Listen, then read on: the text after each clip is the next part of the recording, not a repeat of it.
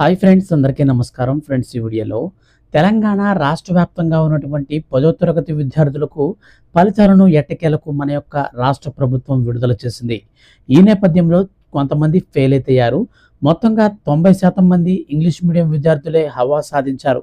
ఈ నేపథ్యంలో ఫెయిల్ అయినటువంటి వారందరికీ కూడా సప్లిమెంటరీ పరీక్షలకు డేట్ని ఫిక్స్ చేస్తూ రాష్ట్ర ప్రభుత్వం ఇప్పుడిప్పుడే మరో గుడ్ న్యూస్ అయితే ప్రకటించింది. కొంతమందికి యాడ్ ఆన్ మార్కులను కూడా అయితే యాడ్ చేస్తామని ప్రకటించడం గమనార్హం. వీడియోలోకి వెళ్ళి పూర్తి వివరాలు తెలుసుకుందాం. మీ యొక్క ఫ్రెండ్స్ అండ్ ఫ్యామిలీస్లో ఎవరికైనా మార్కులు తక్కువ వచ్చినా, ఫెయిల్ అయినా అటువంటి వారందరూ కూడా వీడియోని షేర్ చేసి సపోర్ట్ అయితే చేయండి. మన యొక్క తెలంగాణ రాష్ట్ర వ్యాప్తంగా ఉన్నటువంటి విద్యార్థులకు సంబంధించి ఏ చిన్న అప్డేట్ వచ్చినా సరే మిస్ కాకుండా అందరికంటే ముందు ఈజీగా మీరు తెలుసుకోవాలనుకుంటే ఛానల్ని సబ్స్క్రైబ్ చేసుకుని పక్కనే వచ్చే బెల్ సింబల్ని ఆల్ పైన ట్యాప్ చేయండి. ఇక పూర్తి వివరాలు వీడియోలోకి వెళ్ళి చూస్తే ఫ్రెండ్స్, మన యొక్క తెలంగాణ రాష్ట్ర వ్యాప్తంగా ఉన్నటువంటి 10th క్లాస్ విద్యార్థులందరికీ ఈ రోజున మధ్యాహ్నం 2 గంటలకు రాష్ట్ర ముఖ్యమంత్రి సీఎం రేవంత్ రెడ్డి గారు కంప్యూటర్లో బటన్ నొక్కి నేరుగా రిజల్ట్స్ అయితే రిలీజ్ చేశారండి. సో ఈ నేపథ్యంలో మన యొక్క తెలంగాణ రాష్ట్ర వ్యాప్తంగా 10th పాస్ అయినటువంటి 4,91,774 మంది విద్యార్థుల్లో 90% మంది ఇంగ్లీష్ మీడియంలో రాసిన వారే. ఈ యొక్క మాధ్యమాల్లో 4,64,589 మంది పరీక్షలు రాస్తే 4,45,376 అంటే 95.86% పాస్ అయ్యారు. ఇక తెలుగు మీడియంలో రాసినటువంటి 44,686 మంది ఎగ్జామ్స్ రాయగా వారిలో 39,831 మంది ఉత్తీర్ణులయ్యారు. పాస్ అయిన మొత్తం విద్యార్థుల్లో వీరి శాతం 8%. ఉర్దూలో 7,192 మంది పరీక్ష రాస్తే 6,236 మంది, ఇతర మాధ్యమాల్లో 348 ఎగ్జామ్స్ రాయగా 331 మంది పాస్ అయ్యారు. ఈ నేపథ్యంలో తెలంగాణ రాష్ట్ర ప్రభుత్వం టోటల్గా మనకు 95% అయితే ఈ యొక్క రిజల్ట్స్ని అయితే క్యాలిక్యులేట్ చేశారు. ఇక మనకు మరొక అప్డేట్ కూడా వచ్చిందండి. దీనికి సంబంధించి ఇక్కడ మీరు చూడొచ్చు. 10th రిజల్ట్స్ 6 స్కూళ్లలో అందరూ ఫెయిల్ అనే హెడ్లైన్తో రావడం జరిగింది.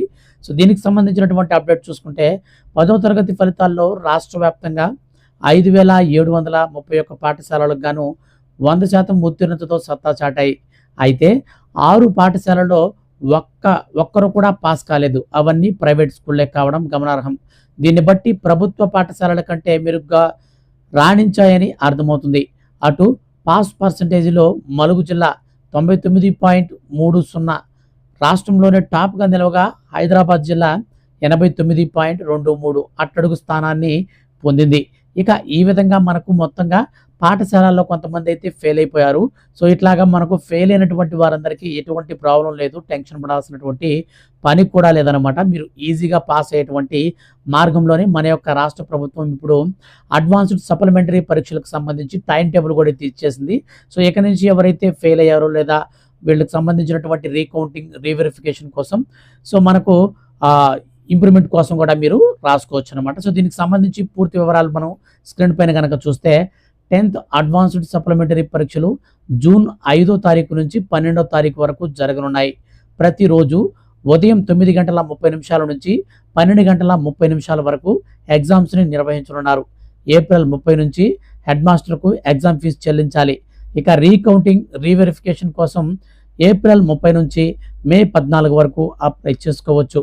రీకౌంటింగ్ ఫీజు 500 రూపాయలు, రీవెరిఫికేషన్ ఫీజు 1000 రూపాయలు సబ్జెక్టుగా నిర్ణయించింది మన యొక్క తెలంగాణ రాష్ట్ర ప్రభుత్వం.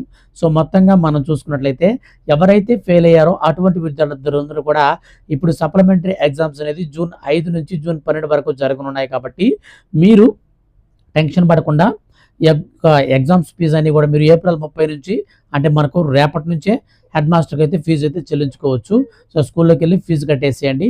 రీకౌంటింగ్, రీవెరిఫికేషన్ కోసం కూడా మీరు ఏప్రిల్ 30 నుంచి అలాగే మే 14 వరకు అయితే అప్లై చేసుకోవచ్చు. బాగా గుర్తుపెట్టుకోండి, ఏప్రిల్ 30వ తారీఖు నుంచి మే 14వ తారీఖు వరకు అప్లై అనేది చేసుకోవచ్చు. రీకౌంటింగ్ ఫీజు వచ్చేసి 500 రూపాయలు, రీవెరిఫికేషన్ ఫీజు కోసం వచ్చేసి 1000 రూపాయలు అయితే మనకు ఉందన్నమాట. సో రీకౌంటింగ్ అనేది మనకు వచ్చినటువంటి మార్కుల్ని కౌంటింగ్ అనేది తప్పుగా క్యాలిక్యులేట్ చేసుంటే దానికి రూ. 500 లేదా రీవెరిఫికేషన్ అంటే మొత్తం ఒకసారి మన పేపర్ అంతా కూడా మళ్ళీ అయితే రుద్దుతారనమాట. అంటే మూల్యాంకనం అయితే చేపడతారు. సో, దానికైతే సబ్జెక్టుకు రూ. 1000 లెక్కన మన యొక్క తెలంగాణ రాష్ట్ర ఎస్ఎస్‌సి బోర్డ్ అయితే నిర్ణయించింది.